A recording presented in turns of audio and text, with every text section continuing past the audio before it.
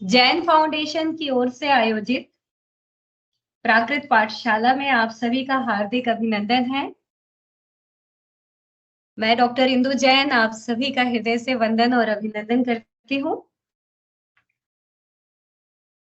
हमने पिछली कक्षाओं में अपने आधार को, भाषा का जो आधार होता है उसको मजबूत किया और वो सभी बातें, वो सभी व्याकरण की दृष्टि से वो सभी चीजें सीखी जो जरूरी होती है किसी भी भाषा को समझने के लिए। बहुत कुछ आप जान चुके हैं और बहुत कुछ जानना बाकी है। तो हमारी जो 17वीं कक्षा हुई थी उसमें प्राकृत भाषा का स्वरूप, व्यापकता एवं महत्व को आप सभी ने जाना और समझा। आज हमारी प्राकृत पाठशाला की 18वीं कक्षा है और आज हम प्रमुख प्राकृत भाषाएं और उनके भेद प्रभेद, ये आज हम गुरुजी से समझेंगे। गुरुजी नमो जिणाणम। सभी के लिए नमो जिणाणम।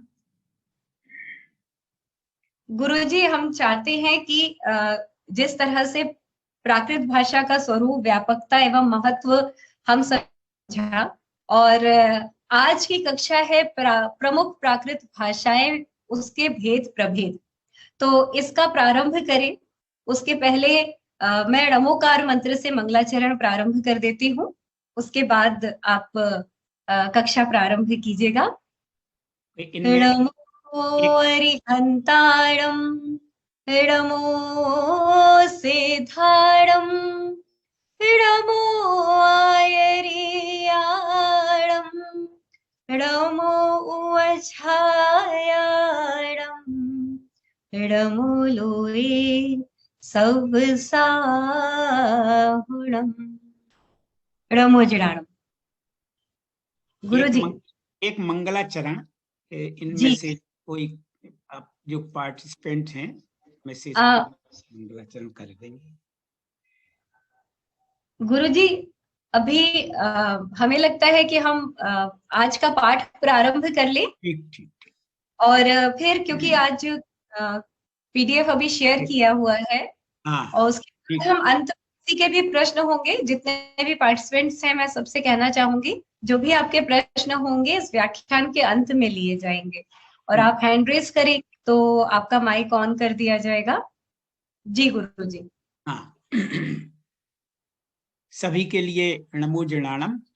और आज के कक्षा का प्रारंभ करें उसके पूर्व बतला दें, आज हमारे अभी तक की कक्षाएं का जिनका जो संचालन करते थे श्री नील शाह जी, वो आज किसी कार्यवश नहीं है अपने सामने, किंतु अब उनकी स्थान पर डॉक्टर इंदु जैन, राष्ट्र गौरव, जो दिल्ली से हैं, वो आज इसका संचालन कर रही हैं और हमारे साथ में प्रतीक जी भी जुड़े हुए हैं। तो हम लोगों ने अभी तक जो देखा, यानी अपना जो बाहुबली प्राकृत विद्यापीठ का जो सर्टिफिकेट कोर्स है, उसमें से जो पिछली कक्षा में हम लोगों ने पढ़ा था, प्राकृत भाषा का स्वरूप, व्यापकता और महत्व, इसको हमने पूरी उस कक्षा में देखा था, समझा था और मुझे विश्वास है कि सबने इसको भी समझ लिया होगा, पढ़ लिया होगा और आगे भी पढ़ लिया होगा। क्योंकि हम लोग अगर पिछला और आगे का पढ़ के रखते हैं तो समझने में भी बहुत आसानी रहती है और आगे बढ़ने में भी आसानी रहती है। तो आज हम प्राकृत के प्रमुख भेद, ये प्राकृत की यानी कितने प्रकार की प्राकृतें हैं और यानी प्रमुख प्राकृत की भाषाएं और इसके भेद प्रभेद कितने हैं, इसके विषय में चर्चा करेंगे। उसके पहले हम थोड़ी सी चर्चा कर लें।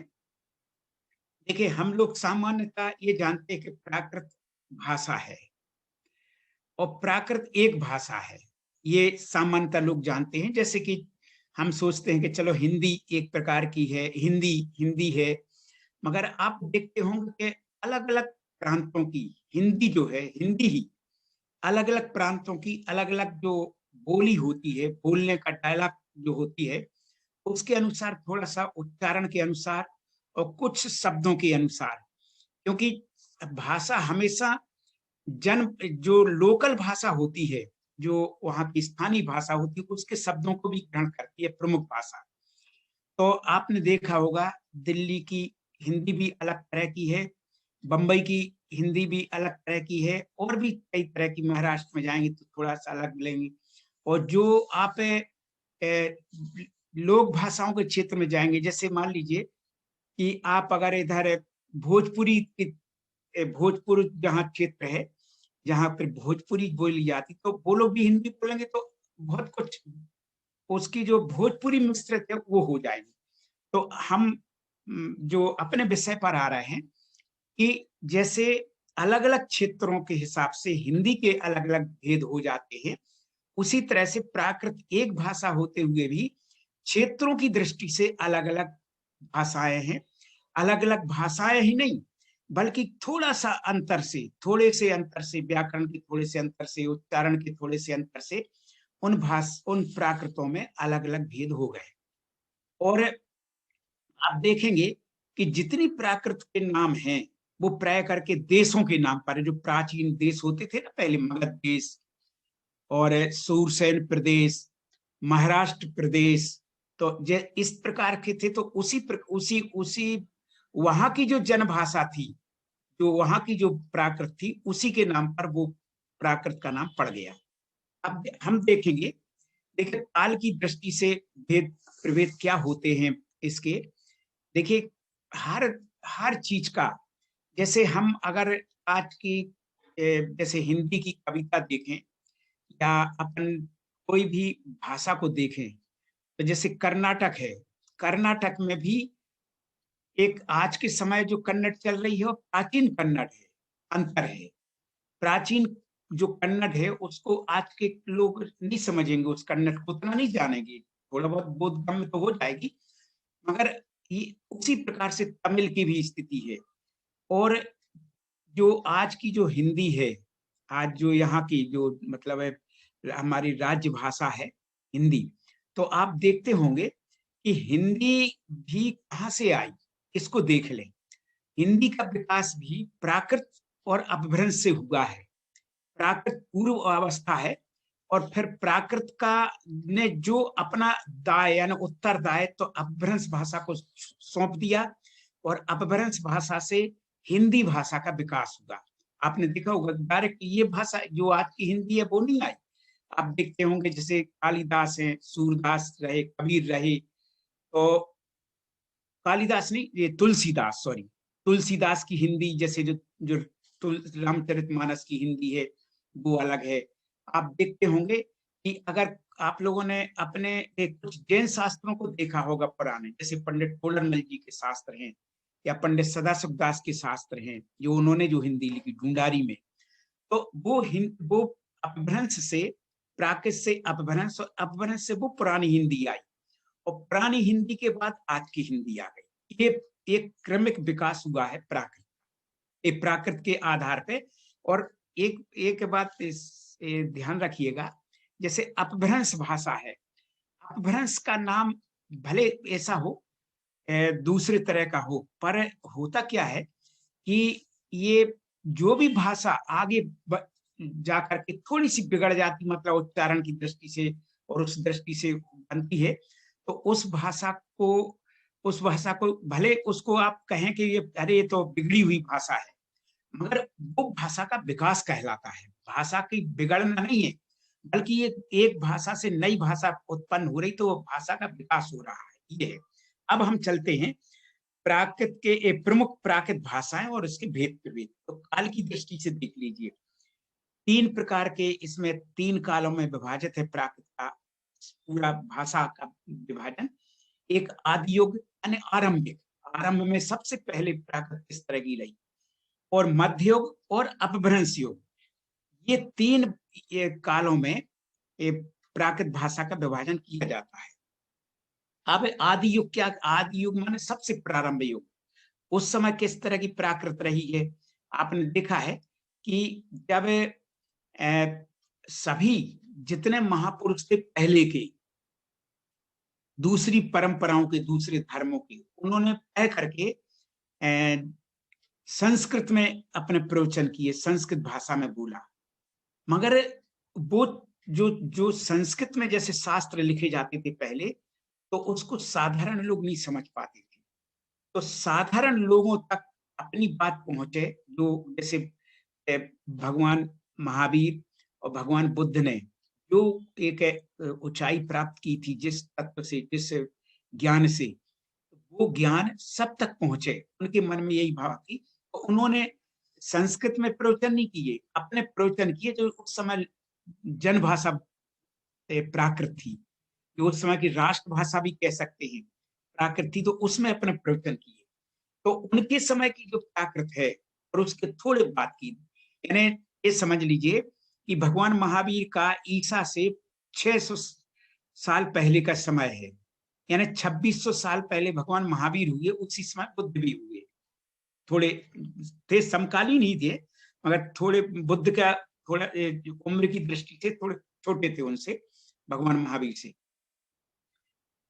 तो अब ये समझ लीजिए कि पहला जो युग है इसका आदि युग, क्योंकि वहीं से साहित्य मिलता है हमारे समक्ष, तो भगवान महावीर के समय यानी 2600 साल पहले से लेके और ईसा की दूसरी शताब्दी तक, यानी आज से 1800 साल पहले तक की जो जो प्राकृत है, उसका नाम आदि, उसका जो समय है वो है आदि युग उसको।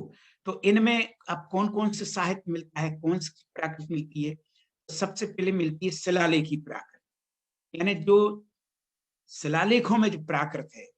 अच्छा एक बात बतलाइए, जैसे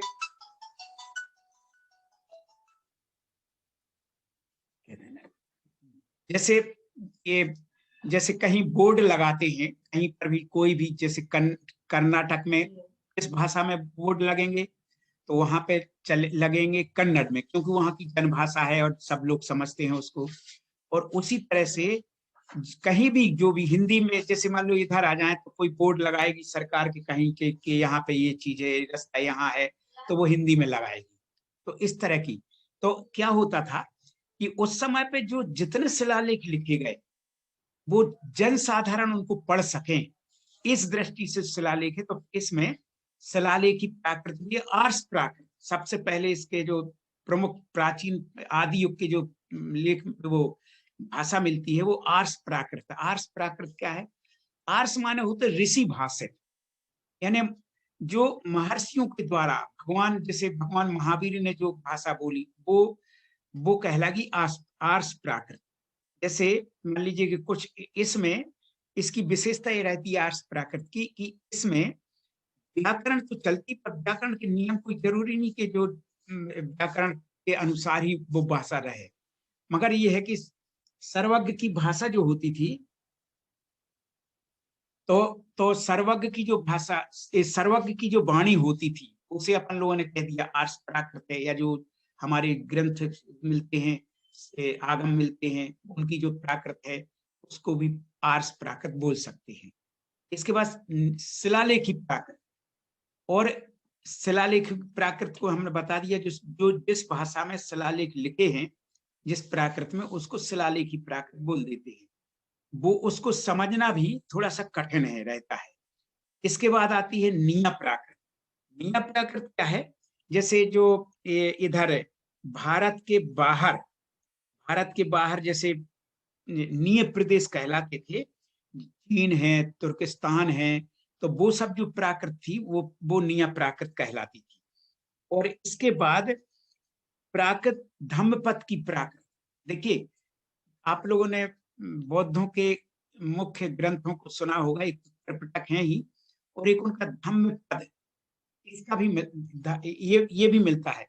तो एक धम्मपद है वो पाली भाषा में है, और एक धम्मपद ऐसा प्राप्त हुआ है जो प्राकृत भाषा में है, तो उसकी प्राकृत भी दूसरे ढंग की है। तो उस प्राकृत को अपन धम्मपद की प्राकृत कहते हैं। और एक अश्वघोष बहुत बड़े महा नाटककार हुए हैं, उनकी प्राकृत भी आदि युग के प्राकृतों में आती है। वो तो अश्वघोष के नाटकों की जो प्राकृत है वो आती है आदि युग के अंतर्गत।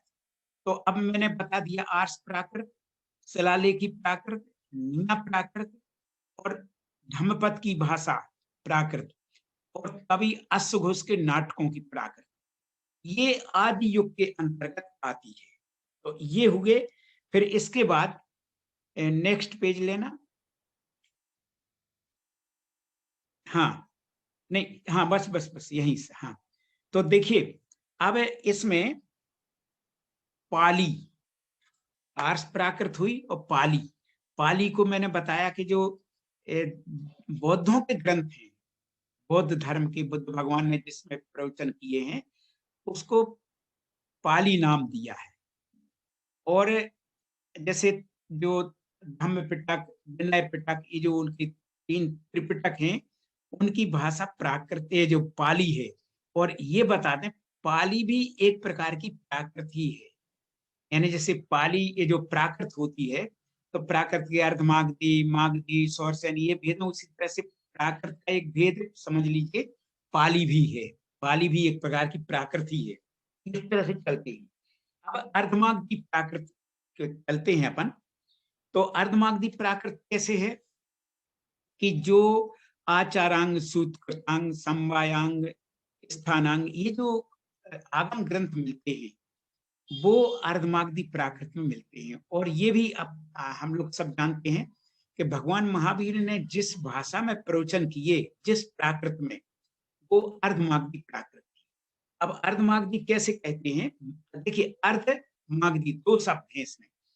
यानी मगध की जो भाषा थी मागधी, तो आधी मागधी भाषा हो जिसमें और आधी दूसरे प्राकृतों की मिली-जुली भाषा हो, उसका नाम है अर्धमागधी। ठीक है ना? तो ये अर्धमागधी कहलाती है। तो यानी और अन्य प्राकृतें जिसमें मिल जाए, तो ऐसे अर्धमागधी हुए जिसमें भगवान महावीर ने अपने प्रवचन किए। इसके बाद आती है सौरसेनी प्राकृत। तो सौरसेनी, देखिए मैंने बताया कि मगध भी था, तो उसकी मगध देश था, उसकी भाषा का, उसकी जो भाषा थी, राष्ट्रभाषा थी, उसका नाम मगधी पड़ गया। देखिए देशों के नाम पे चल रहा। सौरसेनी प्राकृत को क्या है? सौरसेनी प्राकृति वो है कि जैसे सूरसेन प्रदेश रहा, यानी ब्रज मंडल, मथुरा के आसपास का जो भी प्रदेश था, जो भी क्षेत्र था, उसका नाम है सौरसेन देश, सूरसेन देश। और उसकी जो भाषा थी वो थी सौरसेनी। तो ये सौरसेनी भाषा हुई। और जैसे मान लीजिए कि मैंने तो उसमें बताया कि अर्धमागधी में आचारांग, सूत्रकृतांग, उत्तराध्यान, 10 वैकालिक और मूल सूत्र, बाकी के जो भी ग्रंथ मिलते हैं आगम साहित्य, वो सब अर्धमागधी में है। और सौरसेनी प्राकृत वो है जिसमें सठखंडागम, कसाय पाहुड़ और आचार्य कुंद के और दूसरे जो ग्रंथ मिलते हैं, उसका नाम है सौरसेनी। यहाँ पे एक विशेष बात बतला दें, जैसे ये स्पष्ट है कि जो वर्तमान में आचारांग, सूत्रकृतांग आदि है वो श्वेतांबर परंपरा मान्य है। और जो सठखंडागम आदि जो कुंदाचार्य के ग्रंथ है वो दिगंबर परंपरा मान्य है। तो हम लोगों को जब कोई कहना पड़ता कि श्वेतांबर आगम साहित्य या दिगंबर परंपरा का आगम साहित्य, तो हम लोग ये नाम नहीं लेते, हम लोग कह देते हैं अर्धमागधी परंपरा का साहित्य। अर्धमागधी यानी श्वेतांबर परंपरा का, सौरसेनी माने दिगंबर परंपरा का, क्योंकि जितने प्राकृत के दिगंबर परंपरा के ग्रंथ हैं वो सब सौरसेनी में मिलते हैं, इसलिए सौरसेनी उसको दिगंबर परंपरा के ग्रंथ मिलते हैं। अब मैंने अभी शिलालेख की प्राकृत की बात भी कही। देखिए पूरे देश में लगभग 2000 प्राकृत के शिलालेख लगभग मिलते हैं।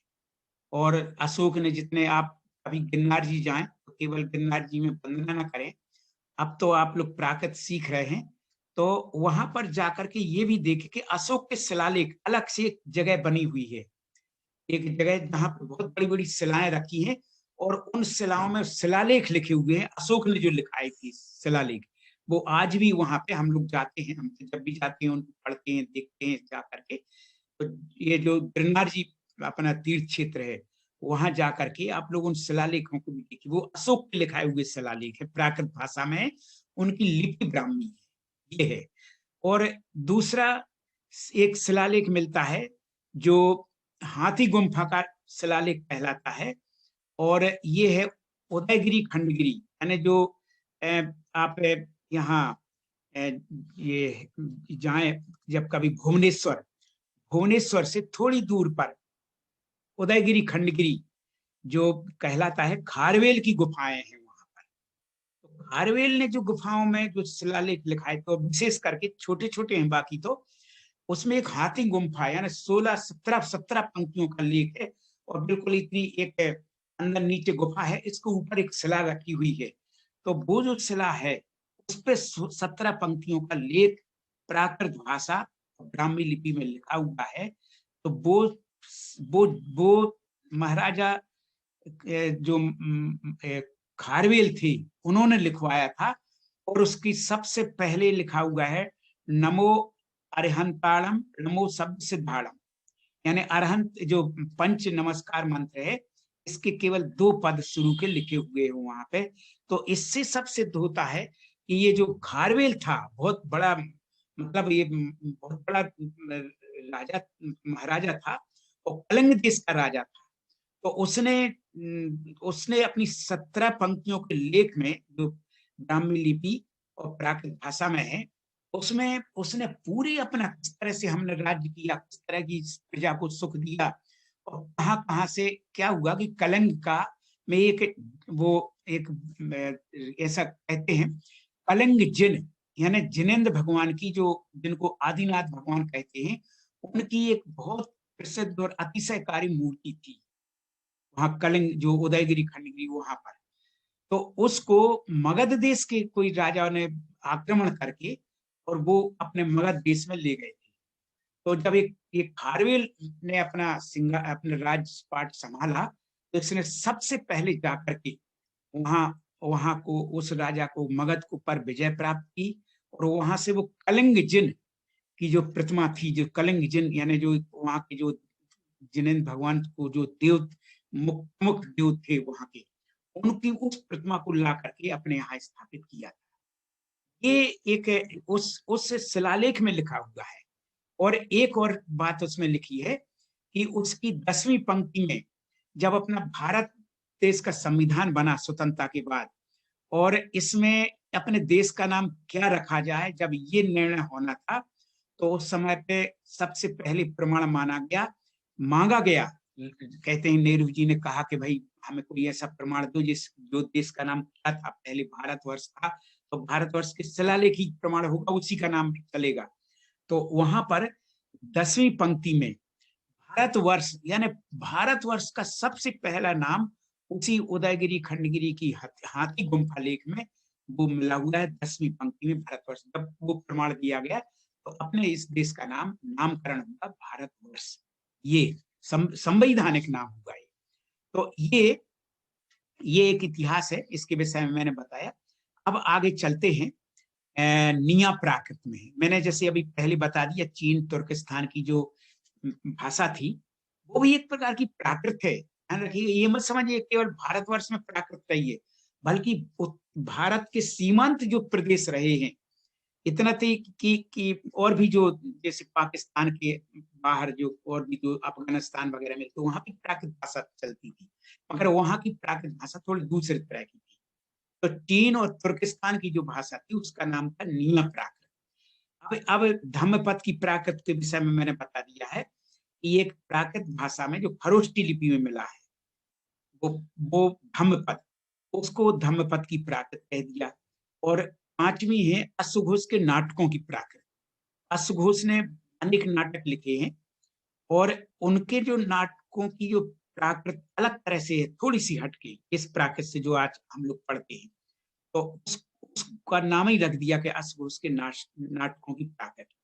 क्योंकि उसमें अर्धमागधी भी मिलती है, स्वर सैनी भी मिलती है, मागधी की विशेषताएं भी मिलती है उस अश्वघोष के नाटकों में की प्राकृत में, यानी कई प्राकृतों की विशेषताएं उसमें मिल जाती है, इसलिए उसका नाम ही रख दिया अलग से अश्वघोष के नाटकों की प्राकृत।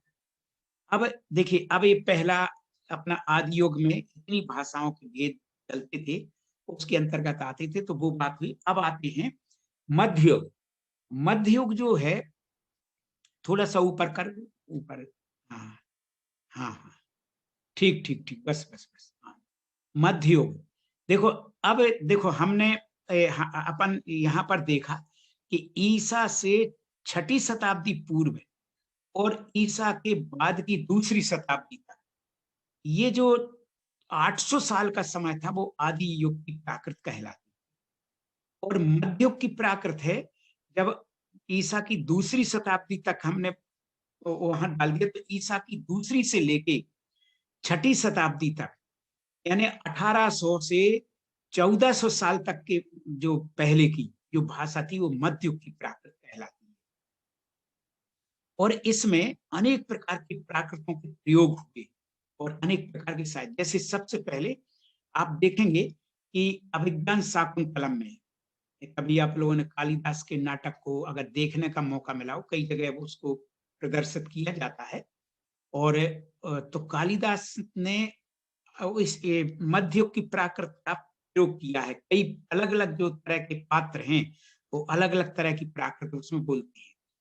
तो अब उसकी बात आई, जैसे मान लीजिए कि वहां पर जो अभिज्ञान शाकुंतलम शकुंतला नाटक जो है, उसमें द्वारपाल कुछ हटके भाषा बोल रहा है प्राकृत, उसमें जो मछुआरा है वो अलग बोल रहा है, और दूसरे पात्र हैं वो अलग अलग तरह की। तो अनेक प्रकार के नाटकों की प्राकृतों का इसमें प्रयोग हुआ है। और आपको और भी नाटकों की प्राकृत नाटकों के और मध्य युग की प्राकृत को देखना हो, तो 2 नाटक ऐसे हैं जो बहुत महत्वपूर्ण है, आप लोग भी कभी देखिएगा।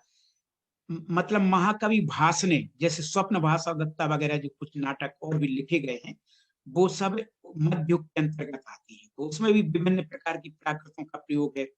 और सबसे अच्छी भाषाओं का प्रयोग किया है किसी ने मध्य युग की, तो वो है शूद्रक का नाटक जो है मृच्छकटिकम। मैंने एक दिन आप लोगों को बताया था, मृच्छकटिकम माने, मृच्छ माने होता मिट्टी और कटिक माने होता गाड़ी, माटी की गाड़ी, उस तरह की जो जो बच्चे लोग चलाते हैं उसको। तो उसको उस इस नाटक में आगे इतनी अच्छी गजब की अलग अलग पात्र के अलग अलग लोग बहुत अच्छी अच्छी ताकत बोल रहे हैं, और ऐसी बोल रहे हैं कि बिल्कुल, यानी मेरी समझ सबसे ज्यादा प्राकृतों का प्रयोग, अलग अलग तरह की प्राकृतों का प्रयोग इन्होंने शूद्र नाटककार शूद्रक हुए हैं, उन्होंने अपनी मृच्छ कटिक नाटक में किया है। ये आ गया। अब अब अब आप आगे देख लीजिए, इसके बाद आगे नेक्स्ट, हाँ, अब नेक्स्ट ले लू, हाँ महाराष्ट्र, बस ठीक है। तो अब इसी जो ये युग था, तो अब इसमें कई महाकाव्य भी लिखे गए, अलग अलग विधाओं के, अलग अलग तरह के, तो ये महाराष्ट्र की प्राकृत। तो अब देखिए, हम जो एक प्राकृत कहते हैं, देखिए क्या होता है कि हमेशा कोई एक अलग अलग भेदों की अलग अलग भाषा जरूर दिख जाती है, मगर एक सामान्य भाषा रहती है। जैसे मैंने अभी प्राकृत की बात की, एक सामान्य प्राकृत भी होती है। और सामान्य प्राकृत वो कौन होती है? जो महाराष्ट्री प्राकृत है, बहुत सरल, बहुत सरल। और इसी में सारे कथा ग्रंथ लिखे गए, और ये काव्य लिखे गए, महाकाव्य, जैसे गाथा सप्तशती है हाल कवि के, और भी जो बज्जा लग्न है, और भी जो लिखेगा वो प्राकृत जितने भी कथा, जैसे कुबला माला कहा, उद्योतन सूर्य की एक है, तो वो सब महाराष्ट्री प्राकृत में लिखे गए। जितने महाकाव्य कथा ग्रंथ हैं वो सब महाराष्ट्री प्राकृत में लिखे गए। इसी को सामान्य प्राकृत भी कहते हैं। और एक प्राकृत का भेद एक और है, महाराष्ट्री प्राकृत है। और इसी महाराष्ट्री प्राकृत से ही मराठी भाषा का जन्म हुआ है। यानी महाराष्ट्री प्राकृत भाषा का अगला विकास मराठी भाषा है। अब मागधी देख लीजिए। मागधी क्या है कि मागधी भी मगध देश में जो बोली जाती थी, मगध देश, मैंने मगध देश से आप लोग समझ गए, पटना वगैरह जो है वो सब मगध देश के अंतर्गत आता है। पटना है, गया है, ये सब जो है बोध गया वगैरह, ये सब मगध देश के अंतर्गत आता है। तो इस पूरा पूरा एक राज्य था, बहुत विशाल राज्य था ये। तो यहाँ पर जो प्राकृत बोली जाती थी उसको मागधी प्राकृत कहते हैं। ठीक है। अब इसीलिए पाली, अर्धमागधी आदि प्राकृतों के विकास में मागधी प्राकृत को बहुत मूल माना जाता है। ये मागधी हुई। एक और मिलती है भाषा पैसाची प्राकृत। तो पैसाची प्राकृत क्या है कि भारत के उत्तर पश्चिम प्रांतों की जो, जिनको पैसाच देश कहते हैं, जैसे मैंने अभी शायद कहा भी है कि इसमें जैसे पैसाची भाषा को बहुत अच्छा गुणाढ़ कवि हुए बहुत बड़े, उन्होंने बड्ड कहा नाम से बृहत कथा कहते हैं, वो लिखा था पैसाची प्राकृत में। ये उत्तर पश्चिम प्रांतों की भाषा जो थी भारत के सीमांत में, उन देशों में इसे पैसाची प्राकृत का वहां की मातृभाषा थी। और उसी से फिर उसका बहुत कुछ इसे मतलब ये स्वरूप वहां पे मिलता है, थोड़ा सा इस प्राकृत से हट करके, तो उसका नाम पैसाची प्राकृत पड़ गया। अब ये समझ लीजिए कि ये अपना मध्य युग पूरा हुआ, और अब इसके बाद 6ठी 7वीं शताब्दी में जो जन भाषा प्राकृत थी, उसने अपना उत्तरदायित्व अपभ्रंश भाषा को सौंप दिया। कि अब क्या होता है कि कोई भाषा जो होती है, मैंने एक दिन आपको बताया था कि भाषा के जो शब्द होते हैं, भाषा बदलती रहती है, और कुछ ऐसे प्रचलन में आ जाता है कि जो जैसे ऐसे लगने लगता है कि अरे ये तो इस भाषा को कुछ बहुत छोट उसको मतलब बिगाड़ करके बोल रहे हैं। बिगाड़ती नहीं है, वो भाषा का विकास कहलाता है। तो अब ये जो प्राकृत चल रही थी, तो इसने अपना दायित्व, यानी अब अपभ्रंश भाषा, देखिए एक भाषा का प्रचलन कम हो रहा है और दूसरी भाषा का अभ्युदय हो रहा है, विकास हो रहा है, सामने आ रही है। उसका नाम था अपभ्रंश भाषा। और क्यों? देखिए हर व्यक्ति चाहता है कि हमें सरल से सरल भाषा मिले, तो प्राकृत भाषा को और सरलीकरण करने की दृष्टि से अपभ्रंश भाषा का विकास हुआ। और आप देखेंगे कि जब आप कभी प्राकृत का वो अपभ्रंश भाषा का कोई भी काव्य पढ़ेंगे, बहुत अच्छे बड़े बड़े काव्य लिखे, जैसे इन्होंने यहाँ पे रैधु कवि हुए, बहुत बड़े ग्वालियर के थे वो, उन्होंने कम से कम 50 ग्रंथ प्राकृत भाषा में लिखे, अपभ्रंश भाषा में, सॉरी। और इतना ही नहीं, यानी ये समझ लीजिए कि बहुत सारे, जैसे कभी कभी राजस्थानी दूसरे कवि थे या और दूसरी जगह के पुराने कवि थे, उन लोगों ने भी अपने अपभ्रंश भाषा में वो चीजें लिखी।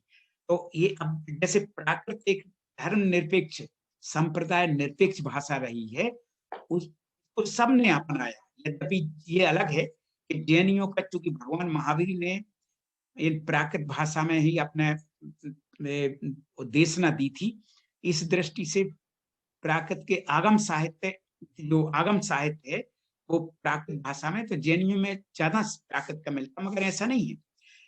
जैन धर्म के अतिरिक्त अनेक लोगों ने इसमें प्राकृत में लिखा है। जैसे मान लीजिए कि एक राजशेखर हुए, बहुत बड़े कश्मीर के कवि थे, उन्होंने काव्य मीमांसा वगैरह ग्रंथ लिखे।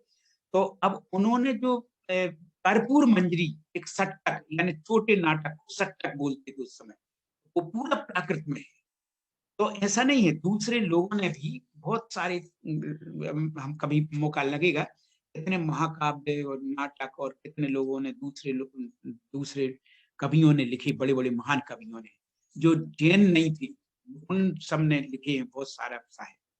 तो अब इन लोगों ने क्या किया कि अपना जो और सरलीकरण चाहता था, वो समाज ऐसी आई कि प्राकृत पढ़ते पढ़ते लोगों ने कहा कि ये तो हम जानती हैं। तो धीरे धीरे जैसे जैसे पीढ़ी बदलती है, तो उसकी उस भाषा का सरलीकरण होता जाता है। तो उस प्राकृत भाषा का जो सरलीकरण हुआ, और यानी कारक, विभक्तियां, प्रत्यय, इनके प्रयोगों में और निरंतर सरलता होती रही, जिसमें उसका नाम हो गया अपभ्रंश भाषा। और अपभ्रंश भाषा और प्राकृत और हिंदी भाषा में परस्पर जोड़ने वाली कड़ी है। वो है आधुनिक भारतीय आर्य भाषाओं, जैसे मैं शायद एक आध बार बतलाया भी गया है कि इसी अपभ्रंश और प्राकृत से कौन कौन सी जितने प्रदेशों की भाषाएं सब इन्हीं से विकसित हुई हैं। चाहे राजस्थानी कह लो, चाहे गुजराती कह लो, चाहे मराठी कह लो, ये सब पूरी भाषाएं अभी कभी बताएंगे कि किस भाषा से कौन सी भाषा का, किस प्राकृत से या किस अपभ्रंश से कौन सी भाषा का जन्म हुआ आज की युग में। तो ये है। तो इस अपभ्रंश भाषा का महत्व प्राकृत और आधुनिक भारतीय भाषाओं के आपसी संबंध को जानने के लिए आवश्यक है। आपको बतला मैंने, आप प्राकृत भाषा तो हम लोग पढ़ ही रहे हैं। आगे अपन अगर ऐसा चलता रहा क्रम तो अपभ्रंश भाषा भी अपन लोग देखेंगे। अपभ्रंश भाषा में भी कितने सरल और भी कितनी सरलता होती गई। यानी कभी ऐसे ऐसी उसके दोहे मिलेंगे आपको अपभ्रंश भाषा के कि लगेगा ही नहीं कि ये अपभ्रंश है या दूसरी भाषा है, बिल्कुल हिंदी जैसी लगेगी, पुरानी हिंदी जैसी, ऐसे सब है। अब आगे देख ले। अब आता है आधुनिक युग, प्राकृत और आधुनिक भाषाएं। तो आप जानते हैं कि भारतीय आधुनिक भाषाओं का जन्म उन विभिन्न लोक भाषाओं से हुआ जो प्राकृत व अपभ्रंश से प्रभावित थी। अतः स्वाभाविक रूप से ये भाषाएं प्राकृत व अपभ्रंश से कई बातों में समानता रखती हैं। समानता ही नहीं रखती बल्कि वो दूसरी जो भाषाएं आज के समय प्रचलित हैं तो वो अपभ्रंश और प्राकृत ये उसकी माँ और दादी रही हैं। ये है। तो जैसे बिहारी के भी अपन दोहे पढ़ते हैं तो और वो भी अपभ्रंश से पूरी प्रकार प्रभावित है। और कई तो ऐसे काव्य मिलेंगे आपको, मुझे इस समय हिंदी साहित्य जब पढ़ते, प्राचीन हिंदी साहित्य पढ़ते हैं, विद्यापति के जो पढ़ते हैं काव्य वगैरह, वो सब अपभ्रंश भाषा में है। यानी अपभ्रंश भाषा का बिल्कुल। तो अब ये समझ लीजिए कि कितने सरलीकरण हो गया उस प्राकृत का, जब हम उसको बड़े आराम से पढ़ने पर समझ सकते हैं। तो अब ये हुआ। अब ये जो हमारी चलती रही भाषाएं, तो थोड़ा सा ऊपर करना, ये थोड़ा सा पहले दिख रहा है ना। हाँ, नहीं नहीं, इसके पहले पेज में। हाँ हाँ, अच्छा, सभी लोगों को सुन रहे हैं और सभी लोग समझ रहे हैं ना? ऐसा तो मतलब है थोड़ी। जी, सभी को समझ में आ रहा है, और अगर किसी का प्रश्न होगा तो हम ले लेंगे। हाँ हाँ, आप बता देंगे जब, तब हम प्रश्न ले सकते हाँ, हैं। बस अभी थोड़ी देर और अपन देखते हैं, इस पर जी जी, बोलते हैं। आप बता दीजिएगा। हाँ, तो ठीक जिसका है। भी हैंड रेज होगा हम प्रश्न ले लेंगे। हाँ, तो अब ये यहाँ पे बतलाया गया कि भारतीय प्राकृत और मराठी का संबंध बहुत पुराना है। महाराष्ट्र की प्राकृत ने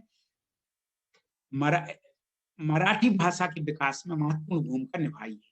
अतः दोनों भाषाओं का अध्ययन एक दूसरे के लिए पूरक है। क्या होता है, हम लोग आज के समय में जो भी महाराष्ट्र में रहते हैं और मराठी ही बोलते हैं प्राय करके, कि बहुत प्यारी भाषा है मराठी भाषा जो है। तो हम लोगों को जब ये प्राकृत हम लोग समझ रहे हैं, पढ़ रहे हैं, तो हम लोगों को इस परिप्रेक्ष्य में भी देखना चाहिए कि ये भाषा मराठी जैसे है, वहां पे आप जनसाधारण से पूछेंगे, उनको कोई पता नहीं कि इसकी मराठी भाषा कैसे उसका आई, उसका कैसे विकास हुआ। केवल कुछ भाषा वैज्ञानिक लोग ही बोलते हैं इस तरह की बात। मगर हमें बताना चाहिए कि इसकी माँ जो है मराठी की, ये प्राकृत और अपभ्रंश है। ये बताना चाहिए हम लोगों को, कहना चाहिए। क्योंकि गुजराती भाषा है, वो गुजराती भाषा भी इन्हीं प्राकृत भाषाओं से विकसित हुई है। तो ये चीजें जो हम बताएंगे, लोगों को कहेंगे, समझ जाएंगे, तब जाकर के हम लोग को लगेगा कि हाँ भाई, हम लोगों का जो प्राकृत सीख रहे, पढ़ रहे, इसका इतिहास जान रहे, तो उसका एक सार्थकता होता है, हो जाती है। जो चीज हम जानते हैं उसको कहना चाहिए। आस पास में हम कभी यात्रा करते, दूसरी भाषाओं पर चर्चा चलती है, कोई होती है, नहीं चलती तो चलाइए और अपनी चीज को बताइए। अपनी बात कहने के लिए चर्चाएं छेड़ देना चाहिए, और उससे उससे हम लोगों के अवसर मिलते हैं कि अपनी बात कह सकें। और ये युग है जब तक हम अपनी बात को बड़े जोर शोर ढंग से नहीं रखेंगे तो कोई, सब भूल रहे हैं इतिहास, कुछ नहीं, केवल वर्तमान समझ रहे कि ये, और खास करके अंग्रेजी के प्राबल्य ने तो ये किया है कि हमारी आदि आदि भारतीय भाषाएं जो बहुत महत्वपूर्ण थी उनको निगल लिया है। तो उनका भी जो, जैसे मान लीजिए कि आज हम लोगों के मन में एक बात आ गई है, क्या है, जब हम कोई अपनी लोकल यानी जो अपनी लोक भाषा का प्रयोग करते हैं तो लोगों के मन में पता नहीं क्यों उसके प्रति हीन भावना आ जाती है। मगर मैंने देखा है हमारे बनारस में ही, हम अपने विश्वविद्यालय में जब कोई बड़े बड़े नेता आते थे, बड़े बड़े केंद्रीय मंत्री आते थे, तो वो लोग देखें कि अगर ये यहाँ मतलब बिहार के हैं या यहाँ बनारस के आसपास के हैं तो भोजपुरी में इतना प्यारा व्याख्यान देते थे, पूछिए मत, मजा आता था। लोकल भाषा जो है, वो जो हमारी जो लोक भाषा है, जो अपनी मातृभाषा है, वो हमारे दिल को छूती है और ऐसा लगता है कि ये अपना है, सब पूरा परिवार अपना बन जाता है। ये विशेषता रहती है। एक बात बतलाएं आपको, एक, वैसे वो यहाँ प्रसंग नहीं है मगर इसलिए बता रहे हैं, उसकी लोकप्रियता की बात कर रहे हैं। क्या हुआ, जब बिहार में सबसे पहले लालू यादव जीते और उन्होंने अपनी मिनिस्ट्री बनाई, मुख्यमंत्री बने, तो आपने देखा होगा कि लालू यादव हमेशा भोजपुरी अपनी भाषा में, बिहारी भाषा में बोलते थे। और वो चुनाव कैसे जीते, मैंने तो खुद उधर देखा है जाकर के। बस वो किसी के गांव गए, किसी के अपने घर में घुस गए, उसकी जो खटिया अटिया रहती थी उसमें बैठ गए और उसी की भाषा में बोल दिया, उसी की भाषा में बोल दिया, अरे वो रोटी लाओ, ये लाओ, जो भी जिस तरह से बोलते हैं। तो क्या होता, उनको ये लगा, जन साधारण को ये लगा, अरे ये तो हमारे हैं, ये हमारी भाषा में बोल रहे हैं, इन्हीं को वोट दो, ऐसे। तो ये एक आकर्षण होता है और हमें अपनी इन भाषाओं को जिंदा रखना है। हम चाहे भोज मतलब कोई भी लोकल या लोक भाषा बोलते हो अपनी, जिसको लोग कभी कभी ये भी कह देते हैं तो देहाती भाषा है, देहाती नहीं है, वो आपकी मातृभाषा है, मूल भाषा वही है। तो इन सब भाषाओं का ध्यान रखना चाहिए, क्योंकि आपको जितनी उन भाषाओं में, लोक भाषाओं में जितनी प्राकृत के शब्द मिलेंगे, अपभ्रंश के शब्द मिलेंगे, उतने कहीं नहीं मिलेंगे। तो ये मैंने अपनी बात आज पूरी कर दी और इससे ये लगा कि आप लोग देख सकते हैं कि कितना विशाल भंडार है और कितनी प्रकार की, अलग अलग प्रकार की, कितनी प्रकार की प्राकृतें हैं, उनका संक्षेप में हमने यहाँ पर स्वरूप आपके सामने प्रस्तुत किया। और इसका विशाल साहित्य, ऐसा कोई भी भाषा नहीं है प्राकृत की या अपभ्रंश की जिसमें साहित्य उपलब्ध ना हो। कभी हम बताएंगे अलग अलग। मेरी एक पुस्तक निकली है, अभी आप तक हो सकता है पीडीएफ भी हम भिजवा दें, शायद दिखाई दे रही कि नहीं, कह रहे दिखाई दे रही है नहीं कह सकते। देखिए ये है, क्या नहीं दिखाई दे रही ना, अच्छा, ये है प्राकृत भाषा विमर्श। अभी नहीं दिखेगी गुरु, अच्छा शेयर कर देंगे। अच्छा, हाँ ठीक है, ठीक। तो ये प्राकृत भाषा विमर्श पुस्तक है, ये हमारी, हमने डाली थी।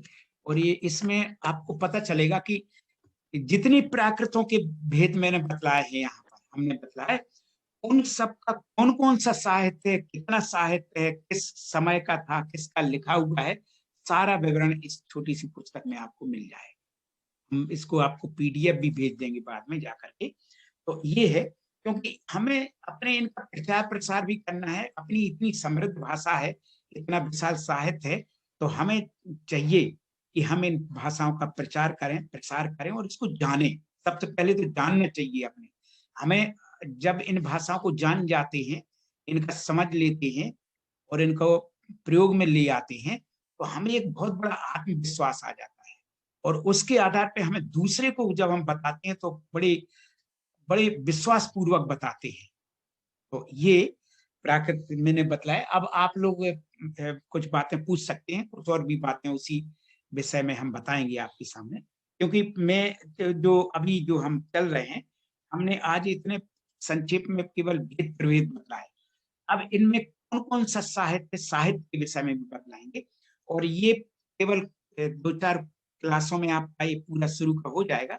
फिर अपन प्राकृत से जो वाक्यों को बनाएंगे और प्राकृत भी सीखेंगे आगे चल करके पाठ। ठीक है, तो किसी को कुछ पूछना हो तो आप देख लीजिए, आप लोग देखिए किसको कौन कुछ पूछना चाहता है भाषा। धन्यवाद गुरुजी। आज आपने बहुत ही सुंदर रूप में समझाया, प्रमुख प्राकृत भाषाएं और उनके भेद प्रभेदों के बारे में बताया। और पाली, अर्धमागधी, शौरसेनी, शिलालेखीय प्राकृत, मिया प्राकृत, महाराष्ट्री प्राकृत, मागधी, पैशाची, अपभ्रंश, इन सभी का एक संक्षिप्त जो परिचय होता है वो आज हम सभी ने समझा। तो हमारे पास सभी प्रश्न आ रहे हैं और मैं माइक ऑन कर रही हूँ। रमेश जी, यहाँ नमो जिनानम गुरुजी। प्रश्न हाँ पूछिए। हाँ, रश्मि जी बोल रही हैं। रश्मि जी। गुरुजी, सबसे पहले बहुत बहुत धन्यवाद। ऐसे लगा कि ये 3000 सालों का इतिहास पढ़ रहे थे और इससे और प्रोत्साहन मिलता है कि प्राकृत सीखनी चाहिए और अपनी भाषा और अपना देश जानना चाहिए। मेरा ये सवाल था कि सारी जो भारत में ही प्राकृत जो अलग अलग तरीके की बोली गई है, उनकी लिपियां एक ही है या अलग अलग लिपियां थी? और अगर एक ही है तो जो शिलालेखों पर प्राकृत अभी दिखती है, जैसे आपने कहा उड़ीसा में उन गुफाओं में है, तो वो पढ़ने में इतना कष्ट क्यों होता है? देखिए, ये हर भाषा का अपना एक समय होता है। जैसे जितना प्राचीन काल के आप ग्रंथों को देखेंगे उतनी थोड़ी सी कठिन लगेंगे वो आपको। शिलालेख की बात आपने कही। शिलालेखी प्राकृत क्या होता है कि वो जो प्रारंभ में लिखती थी जनभाषा, जैसे मान लीजिए आज आप बहुत अच्छी महाराष्ट्री या मराठी या कन्नड़ या जो भी भाषा आप बहुत अच्छी जो घर में बोलते हैं, सब जगह बोलते हैं, और जो आप एक सामान्य बोल लेते हैं, अगर उसी को जब लिखेंगे तो बहुत वैसी भाषा में लिखेंगे जैसे हम लोग हिंदी बोलते हैं, तो आप उसमें जैसा चाहे बोल दें, कुछ भी निकल जाए। मगर जब उसको बोलेंगे तो बहुत संभल के, नहीं जब लिखेंगे तो उसको एक अलग रूप लगेगा। जैसे हम लोग चिट्ठी पत्र लिखते हैं तो हम लोग बोल देंगे भाई तुम कैसे हो, क्या हो, इस तरह से। मगर जब लिखेंगे तो एक सिस्टमेटिक ढंग से। उस समय जो प्राकृतिक के शिलालेख है, लिपियां अलग हैं, लिपि कोई भी हो सकती है। जैसे मान लीजिए आपको बताएं, जो अंग्रेजी है, अंग्रेजी को जो केवल मान लीजिए आपने किसी से कहा जो अंग्रेजी बिल्कुल नहीं जानता है कि तुम्हें अंग्रेजी में व्याख्यान देना है, भले 5 मिनट बोलना है, तो वो अपनी भाषा में अंग्रेजी लिख लेगा। ठीक है ना, अपनी भाषा में अंग्रेजी लिख लेगा, अपनी लिपि में अंग्रेजी लिख लेगा, फिर वो पढ़ देगा। आपको लगेगा जो कितनी अच्छी अंग्रेजी बोला वो, है ना। मगर जबकि वो उसको पता नहीं, उसने तो अपनी भाषा। तो लिपि कोई भी हो सकती है, भाषा कोई भी लिपि में। जैसे जैसे मैंने अभी बताया, मान लीजिए मैंने हिंदी में हमने बोला, अब आप इसी को जैसे जो शब्द मैंने लिखा है या जो मैंने व्याख्यान दिया है, इसी से हम कहेंगे कि आप इसको मराठी में लिखिए, तो आप उसको मराठी में लिख देंगे जहां का तहां। ठीक है ना। तो ये लिपि कोई भी हो सकती है। भाषा भाषा जैसे अभी प्राकृत है, प्राकृत को हमने कहा कि भाई अभी वहां श्रवण बेलगोला में जो एक सठखंडागम धबला जय धबला टीकाएं पहले प्राकृत में थी, मगर उसकी लिपि कन्नड़ की, प्राचीन कन्नड़, और उसको हिंदी में कर लिया। उसी है प्राकृत, उसको हिंदी में लिख लिया तो वो हिंदी में लिखा गया।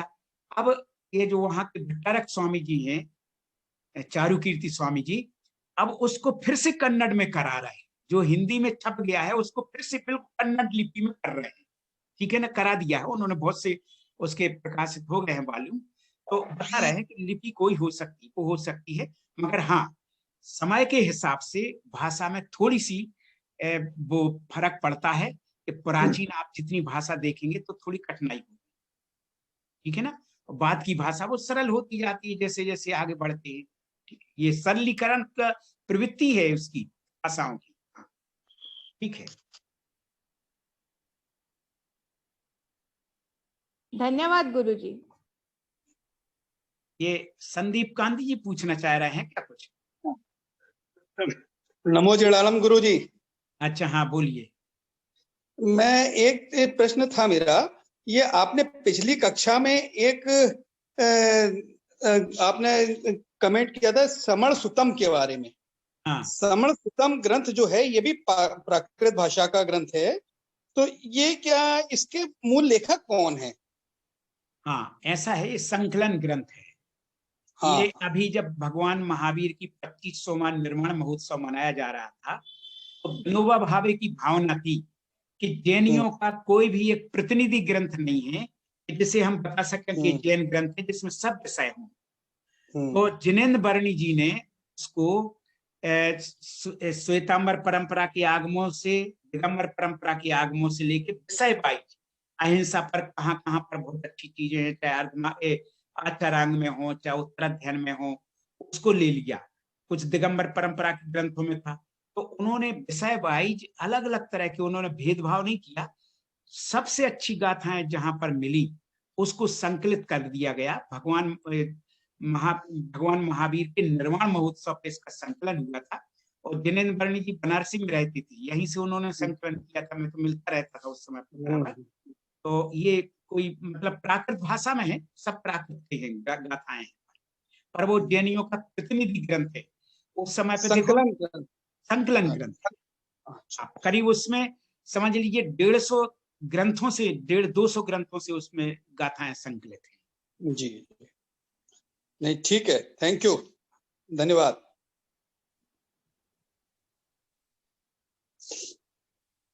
और हाँ, और कोई पूछना चाहता हो? हाँ, प्रणाम गुरुजी। हाँ बोलिए। हाँ, मैं भावना बोल रही हूँ। अच्छा, मुझे ये जानना था कि अभी जो प्राकृत हम सीख रहे हैं वो अपभ्रंश भाषा, जैसे लिखा है कि वो प्राकृत और हिंदी भाषा को परस्पर जोड़ने वाली कड़ी है, तो ऐसा हम समझ ले कि अभी हम जो सीख रहे हैं प्राकृत वो अपभ्रंश भाषा वाला होगा? नहीं, अपन जो सीख रहे हैं भाषा प्राकृत, वो है सामान्य प्राकृत, जिसको महाराष्ट्री प्राकृत भी कह सकती है। अच्छा, हाँ। मगर हाँ, ये है कि इसमें मिले जुले प्रयोग भी मिलेंगे आपको। इसमें अर्धमार्ग भी मिल जाएगी आपको, स्वरसैनी प्राकृत भी मिल जाएगी। वो महाराष्ट्री प्राकृत तो प्रमुख है ही है। जो महाराष्ट्री प्राकृत है उसे ही सामान्य प्राकृत कहते हैं, तो वही अपन लोग सीख रहे हैं। तो जो अपने आगम है वो तो अर्धमागधी में है ना? हाँ, तो ज्यादा अंतर नहीं है। जैसे आपको बताएं, अपन ये जो पहले मंगलाचरण करते ना, धम्मो मंगल मुक्तिम अहिंसा संयमो तबो देवावी तम नमस्सन्ति जस्य धम्मो, ये अर्धमागधी में है। मगर कोई अंतर नहीं, थोड़ा बहुत। हर भाषा में, हर प्राकृत में मूल प्राकृत है, मगर थोड़ा सा अंतर व्याकरण की दृष्टि से या कोई दृष्टि से कर दे। अच्छा, ठीक है। हाँ, धन्यवाद गुरुजी। गुरुजी जी। हाँ, नीता पारेख बोल रही हूँ। हाँ बोलिए बोलिए। हाँ, नमो जी नानम।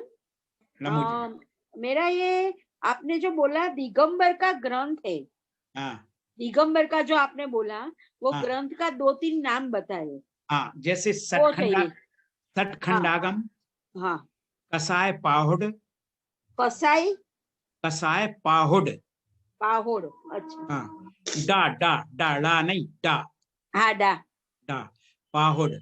और जैसे आचार्य कुंद के ग्रंथ में समय सार, प्रवचन, मतलब समय सार उसका नाम है, कुंद के ग्रंथ। हाँ, आचार्य कुंद ने जो ग्रंथ लिखे हैं, समय सार, प्रवचन सार, पंचास्तिकाय, नियम सार, अष्टपाहुड़, ये सब जो है ये सब वो है। और श्वेतांबर का ग्रंथ, श्वेतांबर के आचारांग, सूत्र आदि जो 11 अंग मिलते हैं, उपांग मिलते हैं, मूल सूत्र मिलते हैं। आचारांग सूत्र, मूल सूत्र, हाँ, आचारांग, सूत्रकृतांग, समवायांग, जो 11 अंग मिलते हैं ग्रंथ। अच्छा, 11 अंग ग्रंथ, ये सब और भी मूल सूत्र है, उत्तराध्ययन सूत्र है, 10 वैकालिक है, ये सब अर्धमागधी में मिलते हैं। 10 वैकालिक। नीता जी वो भेज देंगे आपको हम पूरा। उसमें। अच्छा अच्छा, ओके, ठीक है ना? ओके। हाँ, अगर किसी और को कोई प्रश्न पूछना है तो कृपया आप ले सकते हैं। आप हैंड रेस कर लीजिए अगर आप में से अतिवीर जी आप प्रश्न पूछना चाहते हैं, जी बताइए। नमो नमो जिनानम गुरु जी। हाँ बोलिए। अभी बहुत सुंदर तरीके से प्राकृत का इतिहास आपने बता दिया है। मेरा सवाल ये है कि आपने सारे जो ग्रंथ है प्राकृत भाषा में है और इतना सारा बहुत विशाल इतिहास है प्राकृत को, लेकिन मुझे एक सवाल ऐसा आया है कि अभी भारतवर्ष में किसी भी प्रांत में प्राकृत बोली भाषा नहीं बोली जाती, तो इसका ये लोप होने का क्या कारण रहा होगा?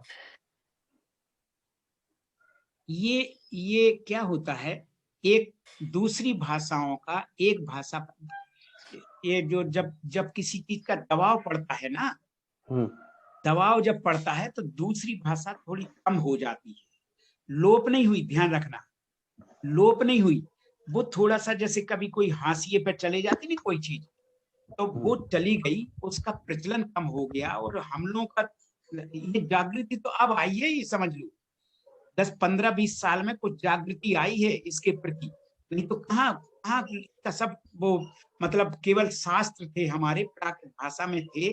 उसको जैसे आप उधर चले जाएं, इसमें जयपुर तरफ चले जाएं तो जो जयचंद जी ठावड़ा वगैरह थे, तो इन लोगों ने क्या किया कि जो ग्रंथ थे जैसे समय सार है, प्रवचन सार है, तो इन सब की वचनिकाएं लिख दी आज के युग में, क्योंकि उनको समय सार पढ़ाना था, मगर वो भाषा समझते नहीं थे लोग जात साधारण, तो उन्होंने उसकी हिंदी भाषा में यानी पुरानी हिंदी भाषा में उनकी अर्थ लिख दिए। तो क्या होता है कि इसका धीरे धीरे कोई भी भाषा है, अगर जैसे मान लीजिए आज अगर हिंदी भाषा तो कोई सरकारी स्तर से जीवित नहीं है या इतनी प्रचलन में, आज मीडिया है या सिनेमा हो या और भी चीजें हैं, इनके कारण हिंदी बढ़ रही है।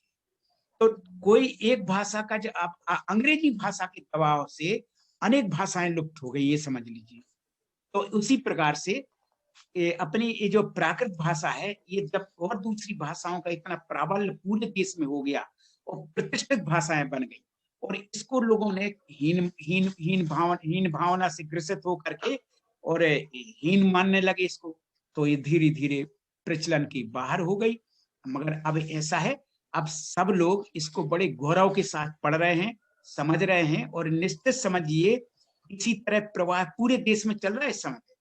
इस समय अगर चलता रहा और आप लोग जैसे लोग प्रबुद्ध लोग सब लोग रुचि से पढ़ते रहे, तो ध्यान रखिएगा ये भी बहुत अच्छी प्रतिष्ठित भाषा बन जाएगी, और सरकार को वो सम्मान देना पड़ेगा जो दूसरी भाषाओं को प्राप्त है। बहुत बहुत शुक्रिया। सुहास जी आप कह सकते हैं अपनी बात, मैं आपको अनम्यूट कर देती हूँ। नमो जी मैडम। हाँ सुहास जी बोलिए। हाँ जी पंडित जी, जो मैंने सुना था एक दिगंबर धर्म का एक ग्रंथ है जो इंडिया के दिल्ली के इम्पोर्टेंट म्यूजियम में रखा हुआ है, जिसे अलग अलग भाषा में पढ़ सकते हैं। 17 भाषा में शायद से हम पढ़ सकते हैं। हाँ भूवलय नाम है उसका। हाँ, तो उसमें क्या प्राकृत इन्वॉल्व है या वो ये लिपि का इश्यू है? मुझे वो थोड़ा लॉजिक अगर आप समझा पाओ। और दूसरा मुझे जानना था कि प्राकृत भाषा में मेडिसिन यानी डॉक्टरी के रिलेटेड कोई कुछ ग्रंथ हो तो अगर आप अपने ग्रुप में भी शेयर कर पाओगे तो वो अच्छा रहेगा। हाँ, आपने एक तो जो ग्रंथ आपने बोला है अलग अलग 17 भाषाओं में उसमें है, वो देखिए वो अंकों में है, और अंकों उसमें गीता भी निकल आएगी, तत्वार सूत्र भी निकल आएगा, कई ग्रंथ मिल जाए, कुछ प्राकृत के भी हैं और संस्कृत के ज्यादा हैं उसमें। ओके। हाँ, और उसका नाम है भूवलय। हाँ उसका नाम है, और विदेशों में उस पर बहुत बड़ा रिसर्च हो रहा है। उसमें कितना रहस्य भरा है, कितनी चीजें भरी हैं, कितनी भाषाएं, अंक और गणित और सब चीजें हैं उसमें। यानी शायद से वो रसायन वाला एस्पेक्ट भी है जो आपने वो न्यूज़पेपर के आर्टिकल में था कि वो गोल्ड बनाना से लेके बहुत सारे। हाँ है। इसके देखिए एक मैं बताऊं, एक शायद हमने कभी बात की हो, एक यहाँ कानपुर IIT के प्रोफेसर थे, वो इसके मतलब इसी बॉटनी के ही थे, नहीं बॉटनी के नहीं, शायद इसी से संबंधित थे, जो धरती में भीतर से जो कुछ चीज धातुएं निकलती हैं खनिज की, तो वो मेरे पास आते थे, वो कानपुर के थे, उनके मतलब वो बनारस में पहले रहते थे, तो अभी आते थे तो मेरे पास आते थे। मैंने उनको कई, देखिए ज्योतिष के बहुत बड़े बड़े ग्रंथ जैन परंपरा के प्राकृत में लिखे हुए हैं, आयुर्वेद के हैं बहुत ग्रंथ हैं, संस्कृत में तो है ही है, आयुर्वेद के भी इसमें ग्रंथ हैं, प्राकृत के, ज्योतिष के हैं, वास्तु के हैं, रत्न परीक्षा नाम से एक ग्रंथ है। तो ये हैं, इस तरह के कई ग्रंथ हैं जो उसमें मिलते हैं। यानी ये जो भूवलय है ग्रंथ, वो यानी लिपि एक ही है और वो अलग अलग भाषा में पढ़ा जा सकता है, या लिपि अलग अलग है और अलग अलग भाषा में पढ़ा जा सकता है? अरे वो अंकों में है ज्यादातर। ओके, अंकों में ही है, और यानी नंबर्स में ही है, नंबर्स में ही क्या है, सुनिए हाँ, और इसको ऐसे पढ़ते हैं तो दूसरे कुछ निकलता है, ऐसे पढ़ मतलब बाएं ऊपर यानी तिरछे ढंग से पढ़े तो दूसरी चीज निकल आती है, उसी को इस तरह से पढ़े तो दूसरा ग्रंथ निकल आएगा। बड़े कमाल का ग्रंथ है। ऐसा तो कुमुदचंद्र थे, उसके लिए आचार्य कुमुदचंद्र, उन्होंने लिखा ये ग्रंथ, और कमाल का ग्रंथ है। तो वो उसके दर्शन कैसे प्राप्त होंगे? हम कभी इधर ही करा देंगे, मेरे पास उसका एक पार्ट है। ठीक है, सौभाग्य रहेगा। धन्यवाद सुहास जी। हाँ जी, संदीप जी आप कुछ कहना चाहते हैं? आपको अनम्यूट कर देते हैं। संदीप जी। जी नमस्ते गुरुजी। संदीप जी आप नमस्ते गुरुजी। नमस्ते मैम। अनम्यूट कर लीजिए प्लीज। जी मेरी आवाज हाँ आ रही है। नमस्ते गुरुजी। नमस्ते मैम। जी मेरा प्रश्न ये था, जो मैंने पहले भी कुछ पूछा था इसके बारे में, तो उसका और मुझे कुछ चाहिए था। प्रश्न ऐसा है मेरा कि आजकल जो नई रचनाएं होती है और अगर इसका महाराष्ट्र प्राकृत से होगा। आपकी आवाज साफ नहीं आ रही, आपकी सुनी संदीप जी आपकी आवाज आपकी भाषा ठीक, आपकी आवाज ठीक नहीं आ रही, समझ में नहीं आ रहा क्या कहे, आपकी आवाज बाहर आ रही है। आवाज हाँ नहीं आ रही है, थोड़ा उसको मैं अगली बार पूछ लूंगा। जी जरूर। अभी कुछ पूछना चाह रहे हैं क्या? किसी और का हैंड रेज नहीं है। I think Namrata Shah wants to ask a question. पर नम्रता जी ने हैंड रेज नहीं किया है, अगर पूछना चाहती है तो वो पूछ सकती हैं। नम्रता जी आप अपने आप को अनम्यूट कर लीजिए प्लीज। मेरी आवाज आ रही है? जी नम्रता जी। अच्छा, जय जिनेन्द्र गुरुजी।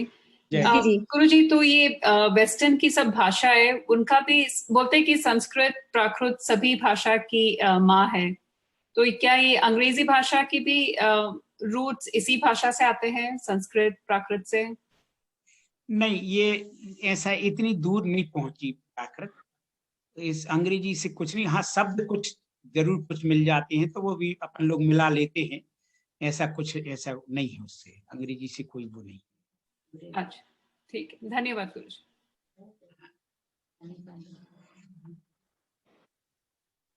अभी और अगर किसी का प्रश्न है, नहीं तो हमारा समय भी हो रहा है, तो हम कक्षा नहीं और आज की जो प्राकृत पाठशाला है और कुछ नहीं, और भी कोई देख लो। मंगल जी ने हैंड रेज किया है। गुरुजी मैं ये पूछना चाहती हूँ, जय जिनेन्द्र, नमो जिनानम। मैं ये पूछना चाहती हूँ कि जब हम बोलते हैं आर्य भाषा, तो एग्जैक्टली हम उसका क्या मीनिंग होता है, मतलब हम क्या बोलना चाहते हैं आर्य भाषा बोल के? देखिए, ये आर्य भाषा एक बहुत विशाल परिवार है। अच्छा। उसमें अनेक भाषाएं आती हैं।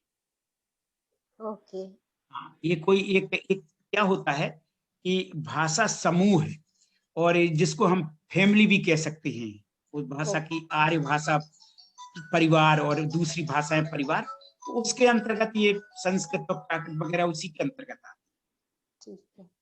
ठीक है। और वैसे सामान्यता बोले तो आर्य भाषा माने सज्जनों की भाषा, जैसे प्राकृत भाषा भी, वो दूसरी जो भाषा कह सकते, संस्कृत कह सकते हैं, ये सब उसके अंतर्गत आ जाती है।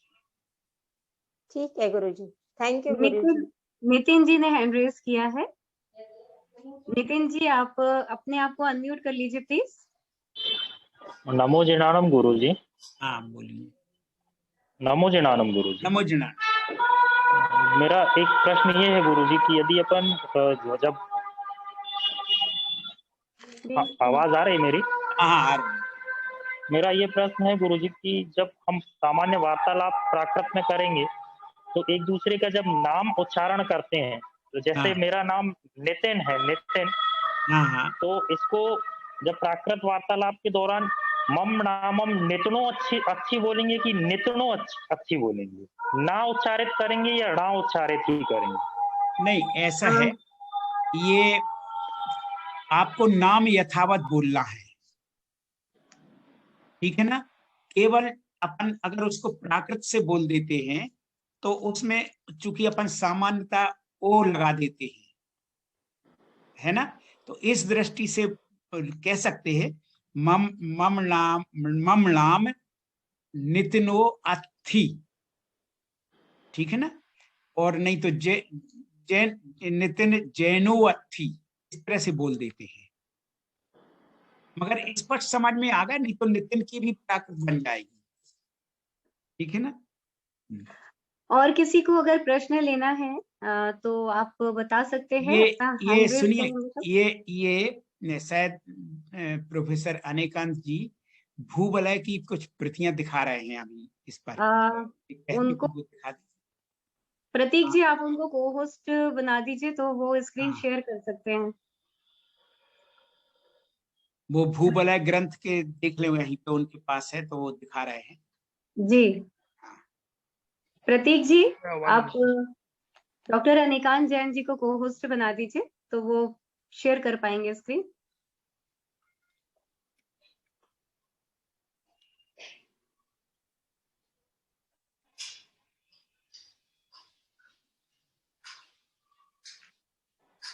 जी हमें स्क्रीन दिखाई दे रही है।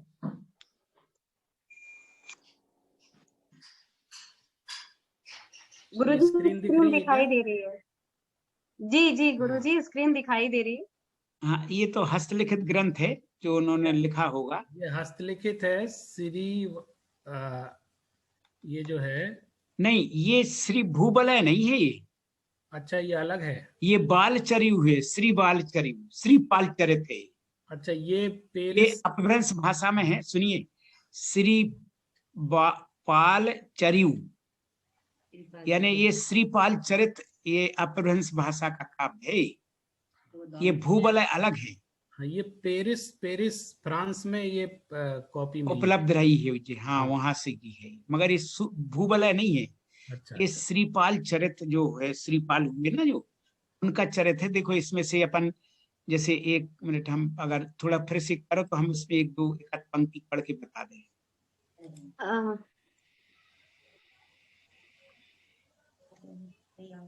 हाँ, वो तो अंकों में है, वो जो है ना वो अंकों में है, और इसमें तो अलग है। जैसे इधर आया है कि मयण सुंदरी नाय घरे किम जीव सही, इस तरह से इसमें थोड़ा आराम से पढ़े तो पढ़ सकते हैं इसमें।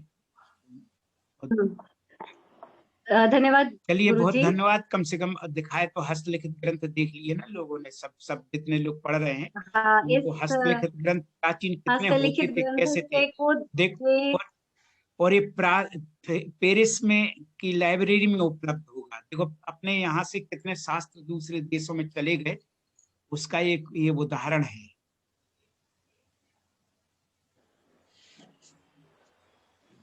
तो गुरुजी अब आज ऐसा लोग कहते हैं, नहीं एक ये बता दें कि अभी ऐसा भी आज कुछ लोग व्हाट्सएप पे आया है कि बसंत पंचमी आज है, भगवान और कुंदकुंदाचार्य की जयंती भी आज है।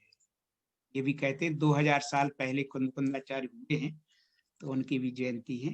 ऐसा तो हम उनको नमन करते हैं, प्रणाम करते हैं आचार्य कुंदकुंद को। आज की कक्षा हम यहीं पर समाप्त करेंगे। आज हमने बहुत ही अच्छे रूप में प्राकृत के सभी भेद प्रभेदों को समझा, और अंत में बस यही प्रार्थना करेंगे कि सभी जीवों का कल्याण हो, किसी से मेरा वैर ना हो। खामे भी सब जीवाणम सब्बे जीवा खमंतु में मिट्टी में सब भूयेसु वैरम मध्यम न क्रीणवी। इसी के साथ ही सत्वेषु मैत्रीं गुणेषु प्रमोदं क्लिष्टेषु जीवेषु कृपापरत्वं माध्यस्ते भावं विपरीत वृत्तौ सदा ममात्मा विदधातु देव, सदा ममात्मा विदधातु देव। गुरुजी सभी की ओर से आपको नमो जिनाणम, और जितने भी प्रतिभागी हमसे जुड़े हैं उन सभी को नमो जिनाणम। आप सभी का जो प्राकृत सीखने का ये क्रम है ये इसी प्रकार चलता रहे, हम सभी की शुभ भावना यही है। जय जिनेंद्र, नमो जिनाणम। नमो जिनाणम।